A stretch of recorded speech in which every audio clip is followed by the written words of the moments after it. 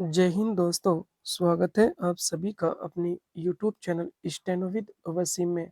आप सभी हमारे Telegram group steno with Wasim से भी जुड़ सकते हैं। वहां पर आपको महत्वपूर्ण शब्दों की आउटलाइन दी जाती है।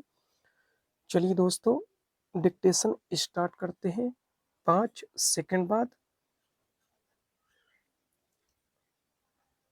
सभापति महोदय, अब जैसा कि मैंने कहा, यह गोष्ठी लोकतंत्र के बारे में विचार के लिए है।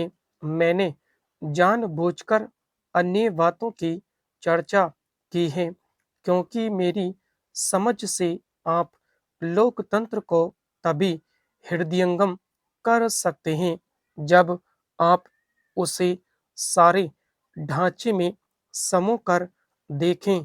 अगर आपकी दृष्टि पीछे की ओर है तो लोकतंत्र का अस्तित्व संभव नहीं है। अगर आप नजरिया सांप्रदायिक है, अगर आप आदमी और आदमी में, नागरिक और नागरिक में भेद करते हैं तो लोकतंत्र का अस्तित्व संभव नहीं है।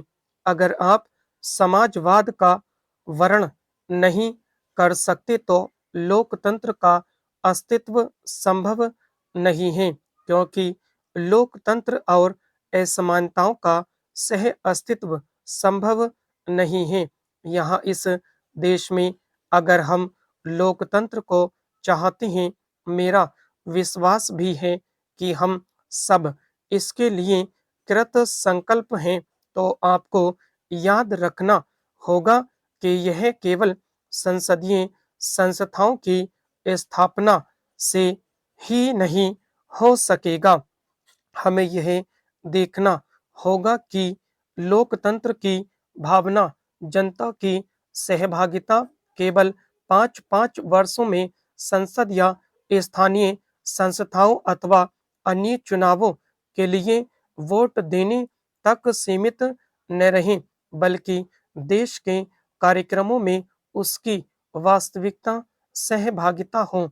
मेरा विश्वास है कि हमारे देश में यह भावना पाई जाती है, लेकिन हमने उसे शान पर चढ़ाने, उसे उत्प्रेरित करने के लिए यथेष्ट प्रयास नहीं किया है।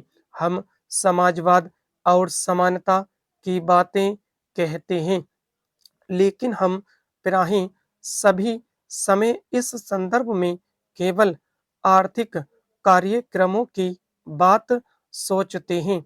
अगर कोई यह कहे कि अगर मैं खा पी रहा हूँ तो मेरे साथ अमुक व्यक्ति नहीं खा पी सकता, अगर मैं बैठा हूँ तो मेरे साथ अमुक व्यक्ति नहीं बैठ सकता, तो क्या इसे समानता कहा जा सकेगा?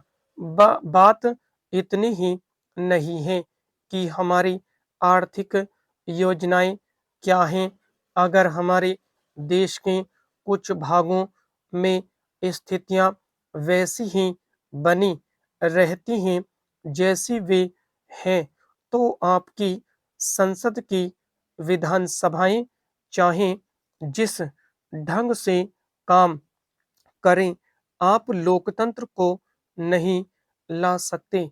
इसलिए हमें इन बुनियादी मामलों पर ध्यान करना है और मुझे विश्वास है कि यह संस्थान इनमें से कई मामलों की तह तक जाएगा, जनमत को शिक्षित करेगा, जिससे न केवल और ज्यादा लोग इस बारे में विचार करें, बल्कि कुछ कर गुजरने का संकल्प भी करें। कारगुजारी से अभिप्राय क्या है? अभिप्राय इतना ही नहीं है कि हम कुछ लिखें या बोलें या बहस करें, इन बातों का भी महत्व है और अपना स्थान है, लेकिन कारगुजारी का अर्थ यह है कि अगर हमारे पड़ोस में कहीं गलत काम हो रहा है। स्टॉप। दोस्तों, डिक्टेशन आपको पसंद आए तो लाइक, शेयर और सब्सक्राइब करें और कमेंट करें, ताकि कुछ और इसमें कुछ सुधार करवाना है तो आप सभी बताएं। डेली आपको 2 डिक्टेशन दी जाती हैं 5-5 मिनट की।